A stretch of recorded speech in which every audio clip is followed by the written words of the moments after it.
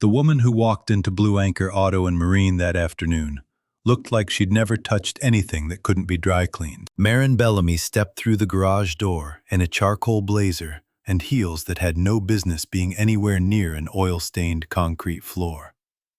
She scanned the space, the way someone scans a gas station restroom, fast, dismissive, already composing the complaint in her head. Rusted engine blocks, fishing motors stacked along the wall, a hand-painted sign bleached pale by salt air, and one man in a worn work shirt crouched beside her SUV like he belonged there, because he did. She told him she had a meeting. She told him not to waste her time. She didn't ask his name. Nolan Price heard all of it and said nothing he didn't need to say. He just picked up his tools and got to work. It should have ended there. A difficult customer, a fixed brake caliper, a transaction. 40 minutes, maybe less. But when the SUV came off the lift and Maren reached for her card, her 14-year-old son went completely still. He stared at the mechanic. His face lost all its color. And then in a voice that barely held together, Rowan said, "Mom, it's him." If you've ever believed that a person's worth is written on their job title, stay with this one. And if stories like this are the kind that stay with you, subscribe. There's more where this came from. Port Haven, Maine did not appear on lists of places people planned to visit. It appeared on the kind of handwritten directions locals gave to outsiders who'd already missed the turn, go past the bait shop, left at the water tower, you'll smell the salt before you see the sign. The town sat low against the coastline, practical and undecorated, the kind of place that had been doing the same things for a long time and saw no reason to apologize for it. Blue Anchor Auto and Marine occupied a corner lot on Cutter Lane, half a block from the old municipal pier. The building was wide and low, with 2 bay doors that stayed open from March through October, and a hand-painted sign above the entrance that had faded from navy blue to something closer to the color of fog. Inside, a hydraulic lift, a pegboard wall of tools arranged in a specific order that only made sense if you'd worked there long enough. 2 rolling carts, a shop radio that received exactly 1 station clearly, and the particular smell of motor oil and sea air that had soaked so deeply into the concrete it had become part of the structure itself. Nolan Price had owned the shop for 11 years. Before that, he'd worked 2 bays down for a man named Gerald Hatch, who fixed boats and asked no unnecessary questions, and taught Nolan that the fastest way to lose a customer's trust was to fix something they hadn't brought you. Gerald retired, sold the business for less than it was worth because he wanted it to go to someone who'd run it right. And Nolan had been running it right ever since. He was 42, broad through the shoulders, with hands that showed every year of the work, and a face that showed less. He didn't talk much with customers beyond what the job required. Not because he was unfriendly, the regulars would have pushed back hard on that description, but because he'd learned early that most people who brought him a broken thing didn't want conversation. They wanted the broken thing fixed. He respected that. He applied the same logic to most situations. His daughter Tessa was 11 and had strong opinions about the placement of the half-inch socket wrench. She did her homework at a wooden table pushed against the back wall of the shop, between a shelf of marine engine manuals and a corkboard where Nolan pinned invoices, tide schedules, and 1 photograph of the 2 of them on a boat that no longer existed. The table had belonged to Gerald. Tessa had claimed it 3 years ago with the calm certainty of someone who understood that possession in a workspace was established through consistency, not conversation. She was good at the shop in ways that were hard to quantify. She kept the radio from drifting off station. She knew which customers liked to talk and which ones needed to be left alone with their worry. She could identify the sound of a belt slipping versus a bearing wearing out from the back room, and she'd told Nolan about it twice before he caught it himself, which she had not let him forget. She was not a mechanic, yet. But she understood the logic of mechanical things, that every system had a reason, and if something was wrong, the reason was findable if you looked carefully enough and didn't panic. Nolan had raised her to look carefully and not panic.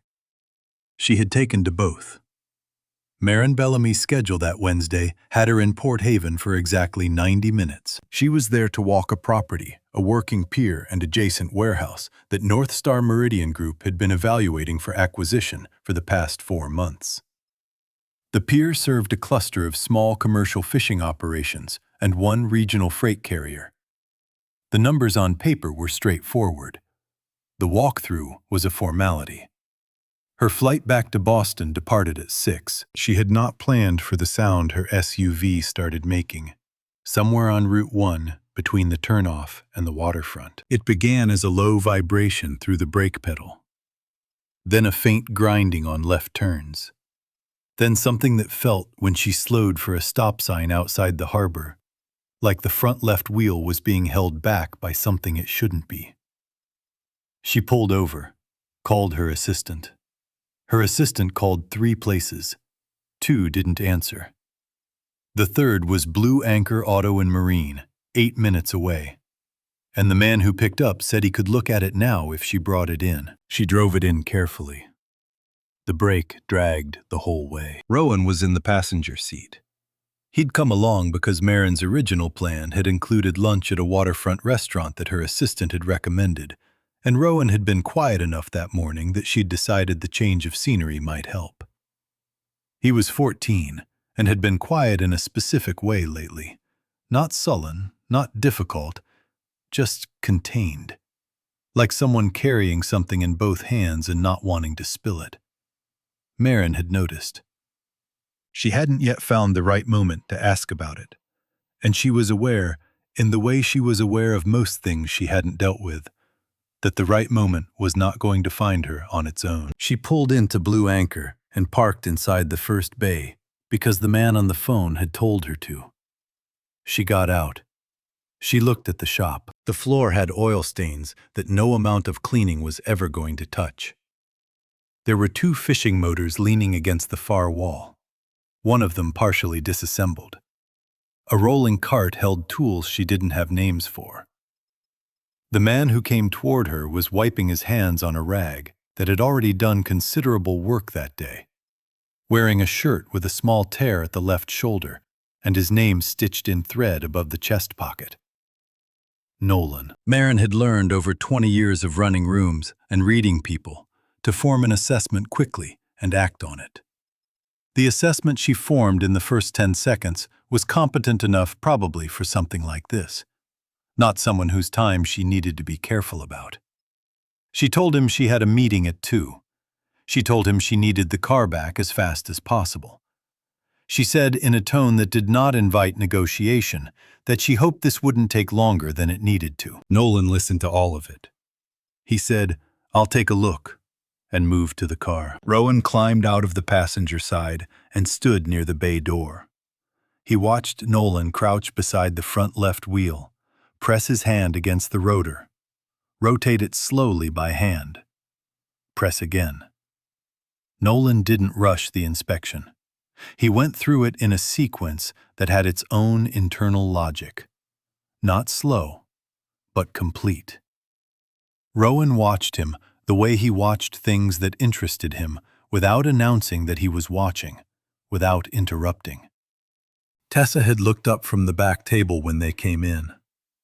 She'd clocked Maren the same way she clocked all customers who came in with that particular posture. The kind of person who was already somewhere else in their head. She'd seen the way the woman's eyes moved across the shop, not curious, just calculating the distance between where she was and where she'd rather be. Tessa went back to her homework, but she didn't stop listening. The problem was the front left brake caliper. Nolan found it in 4 minutes. The slide pins had corroded, seized up by salt air and moisture, working their way into the hardware over time. The caliper wasn't releasing fully after braking, which was dragging the pad against the rotor and pulling the wheel. It was fixable. He had the parts. He told Maren what it was. She asked how long. He said 40 minutes, maybe less. She looked at her phone, then back at him, and said something about the meeting that he didn't respond to because there was nothing useful to say in response. He went to get the parts. Rowan had drifted closer to the lift. When Nolan came back and started pulling the wheel, Rowan asked if the drag was happening because the piston couldn't retract. Nolan paused, looked at him and said, "Yes, that was part of it, but the primary issue was the slide pins." He showed Rowan the corroded pin when he pulled it, held it out so the boy could see the pitting along the shaft where the metal had eaten itself. Then he explained, without being asked to explain further, what the pin was supposed to do, why salt air accelerated the corrosion, and why catching it at this stage was better than catching it 3 months later. Rowan didn't say much, but he didn't move away either. Nolan handed him a flashlight and told him to hold it on the caliper bracket. Rowan held it steady. When Nolan said adjust left, he adjusted left. He didn't overshoot. He didn't ask if he was doing it right. He just held the light where it was needed and paid attention. Tessa had been watching this from the back table without appearing to watch it. She'd seen her father hand customers' kids flashlights before. It was usually a way to keep them occupied, give them something to do so they stopped wandering into things. This was different. Nolan was actually explaining. He wasn't simplifying. He was talking to Rowan the way he talked to her when she asked about something real. She looked at Rowan's face. He wasn't pretending to follow along. He was following along. She went back to her notebook, but the observation stayed with her, filed away the way she filed things she didn't have a category for yet. Maren stood near the bay door with her phone. She answered 2 emails and started a third. The shop radio played something she didn't recognize. Outside, a truck from one of the fishing operations rumbled past on Cutter Lane. The smell of the place was layered and specific in a way she found vaguely oppressive. Not dirty exactly, just dense with evidence of work she didn't understand and hadn't thought about before. She glanced over once and saw Rowan holding a flashlight while the mechanic talked to him. She almost said something. Then she didn't. He wasn't in the way. She went back to her email. 43 minutes after Nolan had started, the SUV came off the lift. He told her what he'd replaced, showed her the corroded parts in a plastic tray, explained briefly what had caused it and what to watch for going forward. His tone was the same as it had been the entire time. Not warm, not cold, just direct. She was already reaching for her card. Rowan was standing a few feet behind her. He'd returned the flashlight without being asked. He was looking at Nolan, not the way he'd been looking at him during the repair. This was different. Maren felt it before she understood it, a change in the quality of her son's stillness. She turned slightly. Rowan's face had gone the color of old paper. His eyes were fixed on Nolan. Not on the car, not on the tools.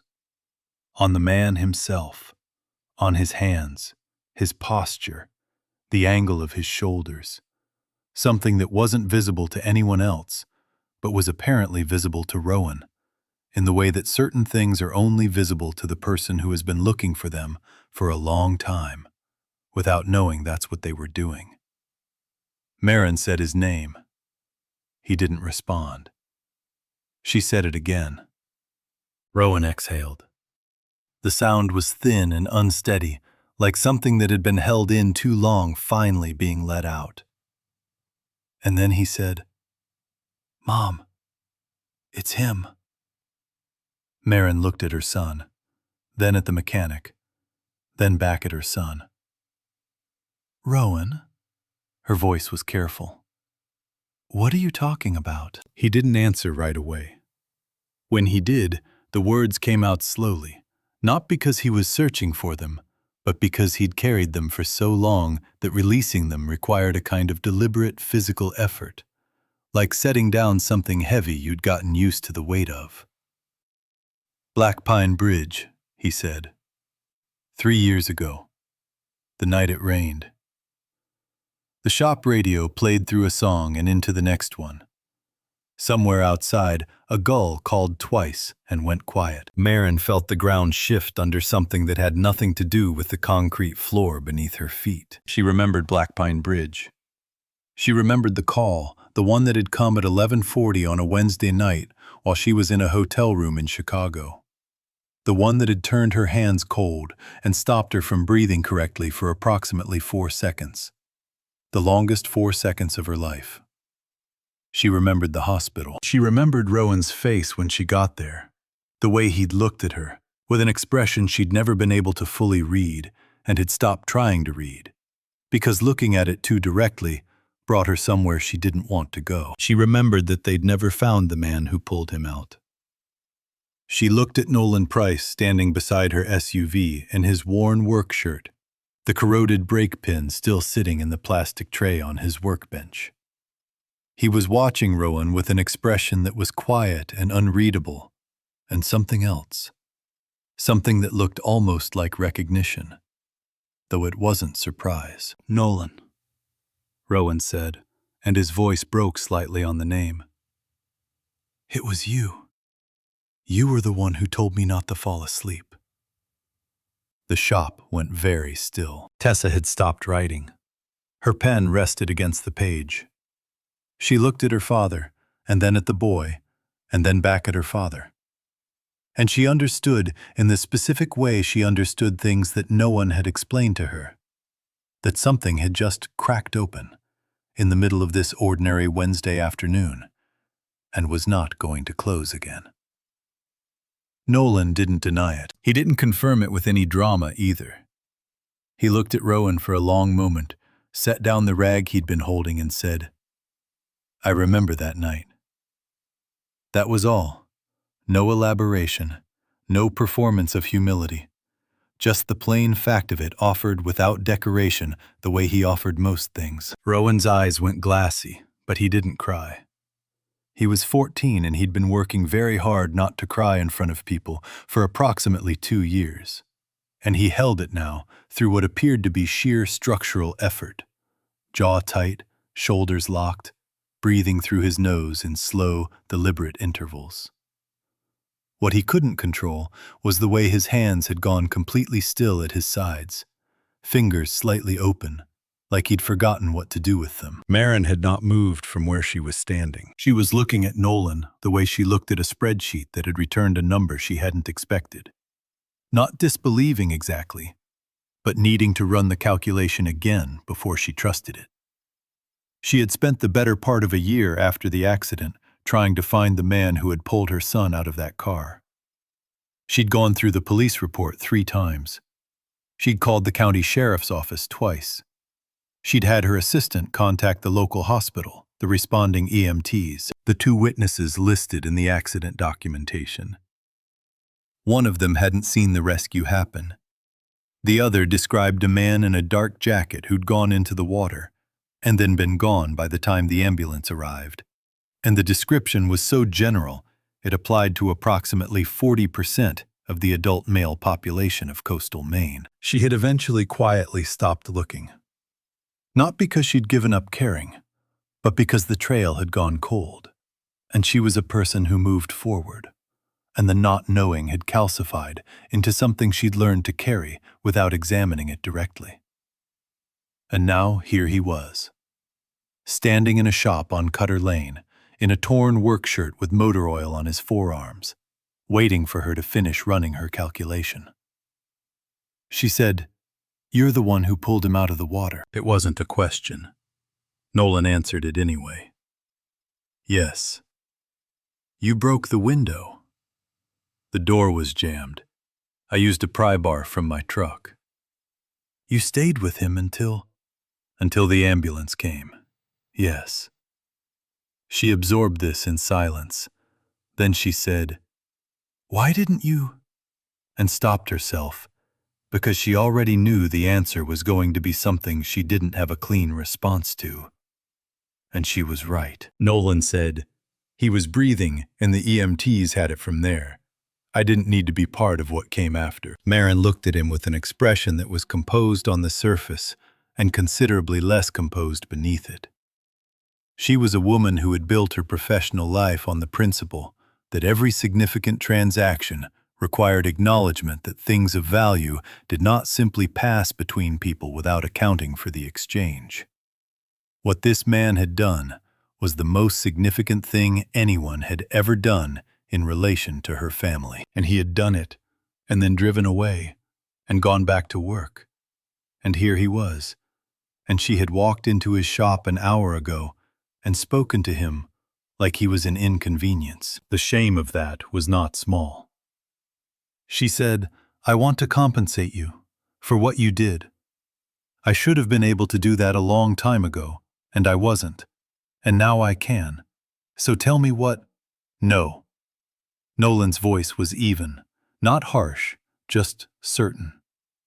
"I didn't go into that water so I could get something out of it later. I'm not suggesting that.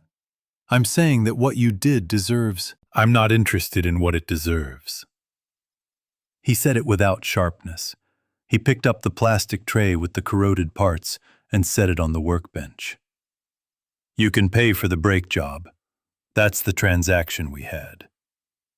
Maren opened her mouth and closed it again. In 20 years of running negotiations across 3 continents, she had rarely been stopped that cleanly. From the back of the shop, Tessa watched the woman's face. She'd seen her father turn down tips before, seen him decline offers of free fish or homemade pie from the fishing families who felt they owed him something extra. He always did it the same way, not unkindly, just finally. No opening left for argument. What surprised Tessa now was not that he'd done it, but how the woman on the receiving end was reacting. She wasn't getting angry. She wasn't doubling down. She was standing there with the specific stillness of someone who had just realized that the category they'd put a person in was wrong, and they needed to build a new one, and they didn't yet have the materials. Tessa had never seen anyone look ashamed like that. Not the embarrassed kind, not the caught-out kind, but the kind that came from being confronted with your own assumptions. It had a different quality to it. It sat differently on a person's face. She filed it away the same way she filed the observation about Rowan earlier. No category yet, but worth keeping. Maren paid for the brake job. She said thank you in a way that meant more than the words, and Nolan received it without making it awkward. Rowan stayed close to her side as they walked to the SUV, but just before he got in, he turned back and looked at Nolan one more time. He didn't say anything. Nolan gave him a small nod, the kind that meant, "I see you," without requiring anything in return. Rowan got in the car. They drove to the pier walk-through. Maren went through the motions of the inspection. She asked the right questions and wrote the right notes, and at no point did anyone in that meeting know that she was only partially present. That the other part of her was still standing in a shop on Cutter Lane, rearranging something fundamental. On the drive back toward the highway, Rowan was quiet for several miles. Then he said, "I knew I recognized him. When he was explaining the brake thing to me, I knew there was something about his voice." Maren kept her eyes on the road. "I didn't know how to say it," he continued. "I wasn't even sure it was real at first. I thought maybe I was just—" He stopped. "You could have told me," Maren said. Rowan looked out the window. "I know." She didn't push it. She understood, in a way she hadn't when he was younger, that there were things her son carried that he hadn't yet found words for, and that pushing for the words before he had them only drove them further in. It was a lesson she'd learned slowly, and was still practicing. What she didn't say, because she wasn't sure she had the words for it either, was that she had also been carrying something since that night. Not just gratitude, which she'd felt in the abstract for 3 years, but a specific, an unresolved weight that somewhere there was a person who had done something extraordinary for her family, and she had never been able to look them in the eye and say so. That weight had just been named, and naming it hadn't made it lighter. It had made it more real. She called Blue Anchor the following Tuesday. She still had the shop's number from when her assistant had first called to find a mechanic, the same number that had started all of this. Nolan answered. She told him she wasn't calling about the car. She said she wanted to come back to Port Haven, and she wanted to bring Rowan, and she wanted to do it properly, not as a transaction, just as an acknowledgement. Nolan was quiet for a moment, and then said that was fine. They came on a Saturday morning. Maren wore jeans and a pullover that cost more than most people spent on their outerwear, but at least was not a blazer.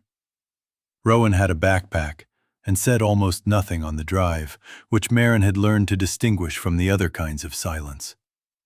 This one was anticipatory, rather than withdrawn. At the shop, Nolan showed Rowan the marine motor he was working on, an older four-stroke from a lobster boat that needed the carburetor rebuilt. He explained the process while he worked. Rowan listened and occasionally asked a question that indicated he'd been listening carefully to the previous 5 minutes of explanation. At one point, he correctly identified a part before Nolan named it, and Nolan looked at him without comment and then continued working, which was as close to a compliment as the shop had a vocabulary for. Tessa watched from her table with the methodical attention she applied to things she hadn't categorized yet. Rowan had not tried to impress her. He hadn't said anything clever or made any bid for her approval. He'd just come in, put his backpack down, and started paying attention to the engine. That was in Tessa's privately maintained taxonomy, the right behavior. It didn't earn trust yet, but it was the right starting point. Maren sat on a wooden stool near the bay door and drank the coffee Nolan had offered her from a machine that had clearly been manufactured before she'd started her first job.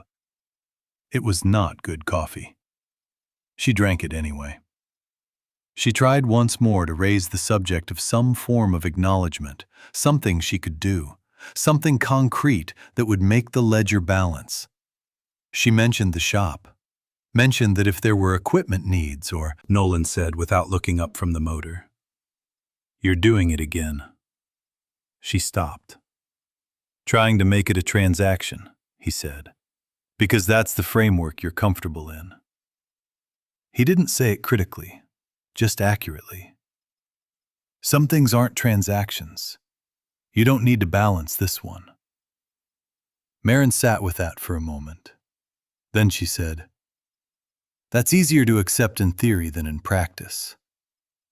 "I know," Nolan said. "Most true things are." She didn't have a response to that, which was unusual for her. She drank her bad coffee and watched her son hold a flashlight over an engine carburetor, while a man with oil on his hands explained patiently and precisely how a system that had stopped working could be understood and brought back to working order. The argument happened 3 weeks later. It started in the car on the way home from Rowan's Saturday session at the shop, his third. He'd started coming regularly, and Maren had allowed it without formally agreeing to it, which was a distinction she was aware of and which was not sustainable. On this particular Saturday, she'd arrived to pick him up and found him on his back under a truck, with Nolan passing tools and reading a diagnostic off a clip-on sensor, talking in the shorthand of people who had been working together long enough to develop one. Tessa was nearby, sitting on an overturned crate, making annotations in a notebook, with the focused calm of someone who could not be interrupted without it costing something. In the car, Maren said, "This can't be every Saturday." Rowan said, "Why not?" She said there were other priorities. She said his prep course for the regional academic competition started in 6 weeks. She said there was a family obligation in November that required travel. She said she'd been looking at a program in Boston, a leadership track for high school students, competitive entry, excellent alumni network. Rowan listened to all of it. Then he said, When do you ask me what I want to do? Maren kept driving. Not what you think I should want, he said. What I actually want. I know what you want, Rowan. You want to spend your Saturdays in a garage. I want to understand how things work, he said. Real things. Things that break and have to be fixed. I'm not saying I want to be a mechanic. I'm saying I want to understand how things work before I spend the rest of my life managing things I've never touched. Maren said nothing. Nolan knows more about how a supply chain actually functions at the ground level than half the consultants you hire, Rowan said. He told me about the parts sourcing delays last year, the way it hit the fishing operations here, the secondary effects on the smaller transport carriers. He didn't read about it in a report. He lived inside it. Maren turned onto the highway. The coast dropped behind them. You're 14, she said. Which was not, she knew, even as she said it, a real argument. It was a door she was closing because she didn't want to have the conversation that was on the other side of it. Rowan turned and looked out the window. He didn't fight it. He didn't sulk. He just went quiet in the specific way that meant he had decided not to spend energy on a door that wasn't going to open right now. The following Saturday, Rowan arrived at Blue Anchor before it opened. He was there when Nolan pulled up in his truck at 7:10, backpack on, standing outside the bay door in the early gray light with his hands in his pockets. Nolan looked at him. Rowan said, with the directness of someone who had been thinking about how to say something for several days and had finally decided to just say it. My mom hasn't actually said yes, but I need to ask you something directly. Nolan unlocked the bay door. He didn't tell Rowan to come in or to wait outside. He just opened it and waited. Can I come here and learn? Rowan said. Not because of the accident. Not because I feel like I owe you something. Because I actually want to understand this. The engines, the systems, how to diagnose what's wrong and fix it. I want to learn that. I'm asking you directly because you're the one who would be teaching me. Nolan looked at him for a moment. Not evaluating. He'd already evaluated 3 Saturdays ago. He was just making sure the boy was done talking before he responded. Then he said, If you come here, you work. You don't observe from a safe distance. You hold the light. You clean the tools. You remember what I show you the first time, because I'm not going to repeat things I've already said. You ask questions. Ask as many as you want. But you don't ask me to slow down because you're uncomfortable getting your hands dirty. Okay, Rowan said. Your mother has to actually agree, not almost agree, not look the other way. Actually agree. I know. That part is on you. Rowan nodded. Tessa appeared in the interior doorway of the shop she'd come in through the back, holding a wrench, and watching Rowan with the flat, assessing look she gave things she hadn't made up her mind about yet. She had heard everything. She turned and went back inside without saying a word, but she left the bay door open behind her. Rowan looked at Nolan. Nolan tipped his chin toward the interior. Carburetor from the lobster boat isn't going to finish itself, he said. Grab the light. Rowan went in. Maren found out on a Tuesday, not because Rowan told her he had been building toward that conversation for days, assembling the words the way someone assembles something load-bearing, carefully making sure each piece was solid before adding the next. He wasn't ready yet. But Maren's assistant had driven through Port Haven that morning on the way to a site survey and had seen Rowan's backpack propped against the outside wall of Blue Anchor and had mentioned it later in a logistical context, the way assistants mention things they don't know are significant. Maren rearranged her afternoon. She arrived at the shop at 11:30 on a Wednesday, 2 hours before Rowan expected her. Parking on Cutter Lane and walking to the bay door in a coat that cost more than most people's car payments. The morning was cold and bright. the kind of coastal clarity that made everything look sharper than it was. She could hear the shop radio before she reached the door. She stood in the bay entrance for a moment before anyone saw her. Rowan was lying on a creeper board, partially under the front end of an older pickup truck, his voice rising to ask Nolan something about a CV joint. Nolan was crouched beside the wheel well, answering in the measured, specific way he explained things. Not simplified, not performed, just accurate. Rowan's hands were visible below the chassis, holding a light and a wrench, positioned correctly without being told. On the other side of the shop, Tessa sat on her overturned crate with the manual open across her knees, occasionally calling out a torque spec when Nolan asked for it, without looking up, the way people call out information they've memorized without knowing they'd memorized it. Maren stood there and looked at her son's hands under a truck. She had seen Rowan in a lot of configurations. In school auditoriums accepting academic certificates he was proud of, but didn't love. In the back of cars on the way to events he attended politely and felt nothing at. At family dinners, where he answered questions about his future with answers that were accurate and complete and entirely performed. She had seen him go through the motions of the life she had built around him with the quiet, sustainable endurance of someone who had decided that compliance was less costly than conflict. She had not seen his hands look like that, like they knew what they were doing, like they were somewhere they were supposed to be. She stepped inside. Nolan saw her first. He didn't change his posture or his expression.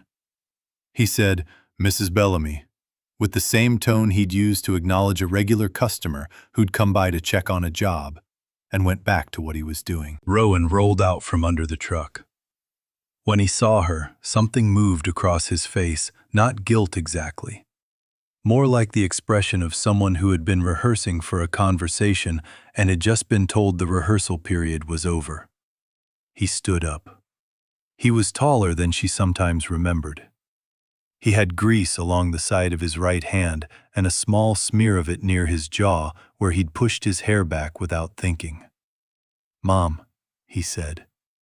Maren said, "Get your things." The shop went quiet.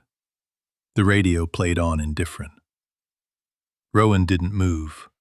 He stood beside the truck with his hands at his sides and looked at her with an expression she hadn't seen from him before. Not defiance, not pleading. Something more settled than either of those. Like he had found the floor of something and was standing on it. "I'm not ready to go," he said. "Rowan, I heard you." His voice was even. "I'm not ready to go." Maren looked at him, then at Nolan. "You've been letting him come here without my permission." Nolan put down the tool he was holding. He straightened to his full height and looked at her without urgency. "He came on his own. I told him he needed your actual agreement, not your silence. That's the same thing I'm telling you right now." "He's 14. He doesn't get to make that call unilaterally." "No," Nolan said. "He doesn't. But you also don't get to make every call for him indefinitely and then be surprised when he starts making them without you." Maren's jaw tightened. "I'm not here to be lectured by—" "I know you're not." He said it without heat. "I'm not lecturing. I'm telling you what I've seen in the time your son has spent in this shop."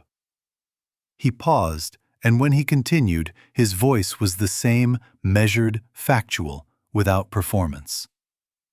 "He shows up early. He remembers everything I show him the first time.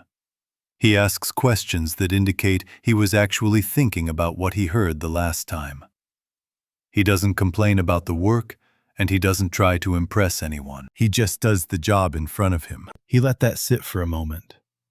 "That's not a kid wasting his time," Nolan said. "That's a kid who found something that's actually his." Maren said nothing. She was standing in the middle of the shop with her good coat and her controlled expression, and somewhere beneath that expression, something was happening that she hadn't authorized. Rowan said quietly but clearly, In your meetings, everyone talks about building things. Building capacity, building infrastructure, building the future. I've sat in those rooms since I was 12, and I've heard that word so many times, it doesn't mean anything anymore. He looked at his hands, then back at her. Here, I'm actually building something, even if it's just understanding why an engine stops working. I'm building something real, and I can feel the difference. Maren looked at her son's face. It was the most direct she'd heard him speak in months. Not rehearsed, not managed, not filtered through the careful social calibration he usually applied to conversations with her. He just said what was true. Standing in a garage that smelled like oil and sea air, with grease on his jaw, he had finally said the thing he'd been carrying. She turned back to Nolan. "You're telling me this is good for him?" she said. "You're telling me you know what's good for my son?" "I'm telling you what I've observed," Nolan said. "What you do with it is yours." "And if I decide this stops? If I decide this isn't the right place for him right now?" Nolan was quiet for a moment. Then he said, "Then it stops. He's your kid. I'm not going to go around you." He picked up the tool he'd set down. "But I'll tell you what I told him the morning he showed up here before we opened.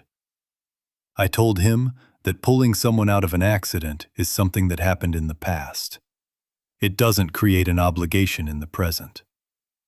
What happens in the present is its own thing.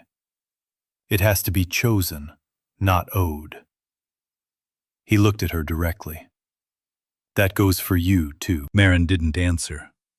From the other side of the shop, Tessa closed the manual on her knee.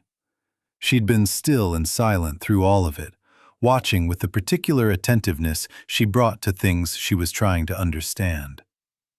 Now she stood up, walked across the shop floor, and stopped a few feet from Maren. She looked up at her, not challenging, not performing, just looking. The way a kid looks at an adult when the adult is the one who needs to figure something out, and the kid is patient enough to wait.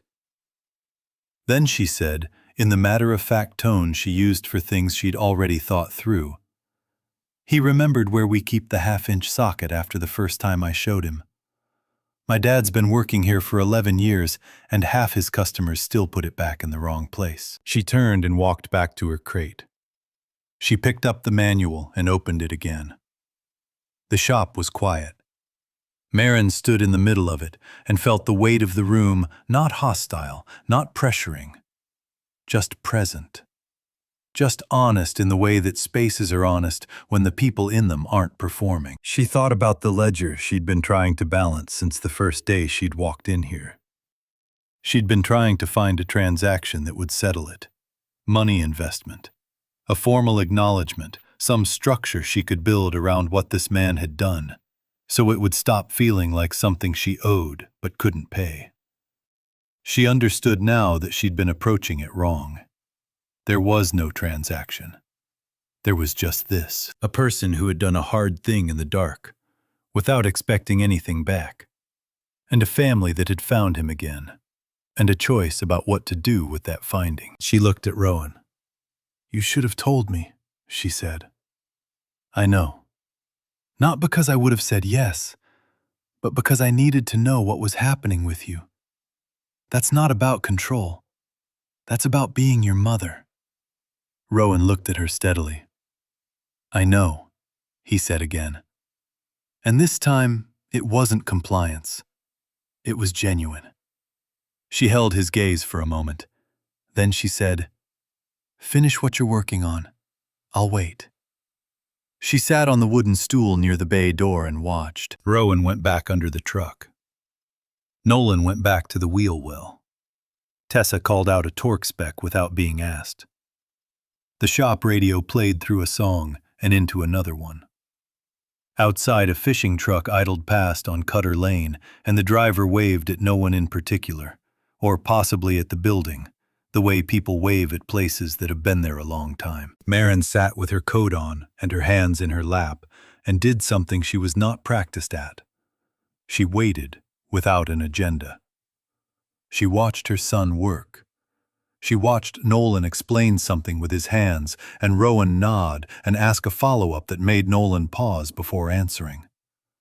She watched Tessa mark something in her notebook and then lean over to show it to Rowan when he rolled out for a moment. The two of them looking at the page, with the shared focus of people who were interested in the same problem. She had not seen Rowan look at anything the way he was looking at that page. When the truck was done and the tools were cleaned and put back, Rowan did this without being asked in the specific order Tessa had shown him. Maren stood up. She said to Nolan, "Saturdays, as long as his schoolwork is current. He calls me when he arrives and when he's leaving." She paused. "And I'd like to know what he's working on. Not to supervise, just to know."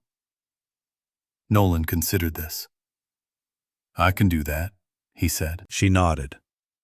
Then she said in a voice that was quieter than her usual register, stripped of the professional finish she applied to most things she said, "I owe you an apology for the way I came in here the first day, the way I spoke to you." Nolan looked at her. "You already paid for the brake job," he said. It was the closest thing to a concession she was going to get, and she understood that. She almost smiled. It surprised her, the almost smile.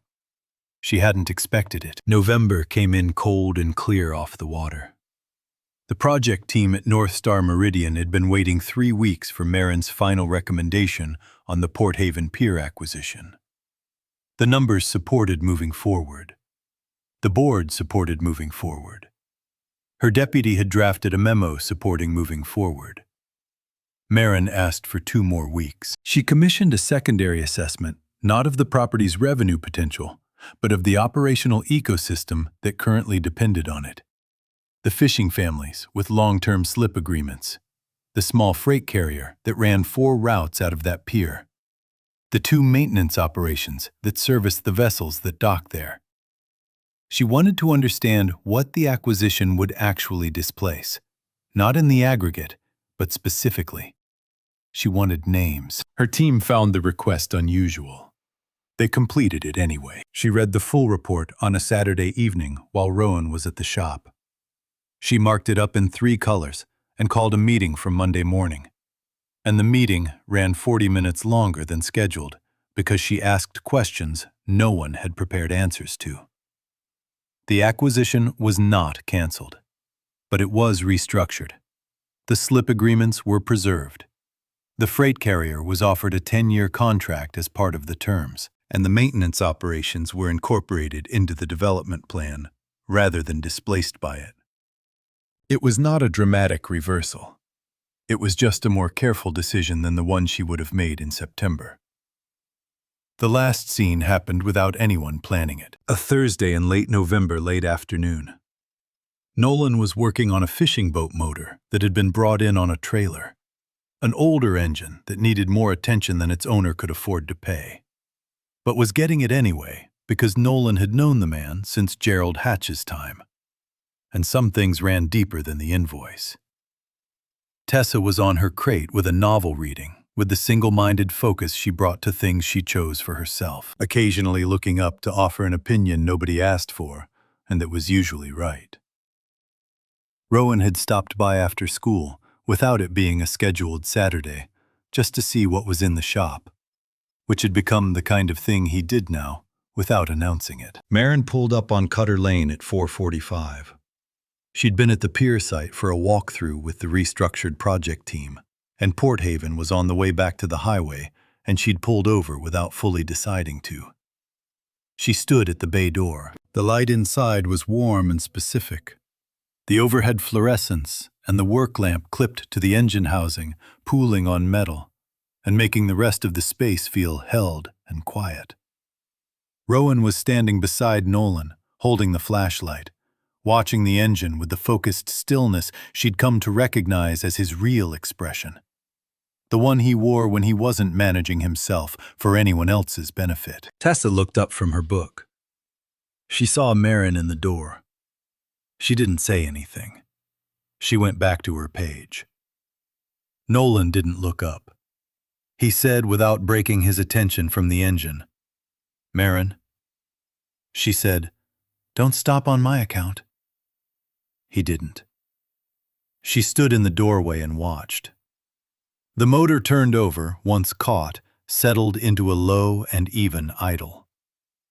Rowan said something she couldn't hear. Nolan answered. The radio played something instrumental and unobtrusive. After a while, Maren said not to the room. Not to anyone specifically, just into the space where it was true. "Thank you. Not for Blackpine Bridge. For this." Nolan glanced at her briefly. He nodded once. Then he turned back to the engine and adjusted something, and listened to the change in the idle with the patient, unhurried attention of someone who trusted that if they listened long enough, they would understand. The motor ran steady in the late afternoon light. Nobody needed to say anything else. There's a version of this story that ends with a check being written and a debt being settled. But that's not what happened here. What happened here is quieter and harder, and more true. A woman learned to look at a person she'd already dismissed and saw someone worth knowing. A boy found his way towards something real.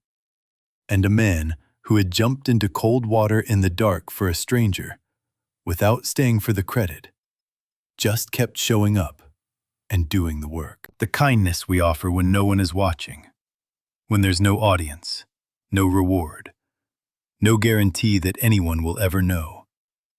That's not a small thing. It's actually the only thing that measures character accurately. If this story meant something to you, subscribe. Not because every story ends this neatly, most of them don't, but because the ones that remind us what people are capable of at their quietest and most honest are worth holding on to.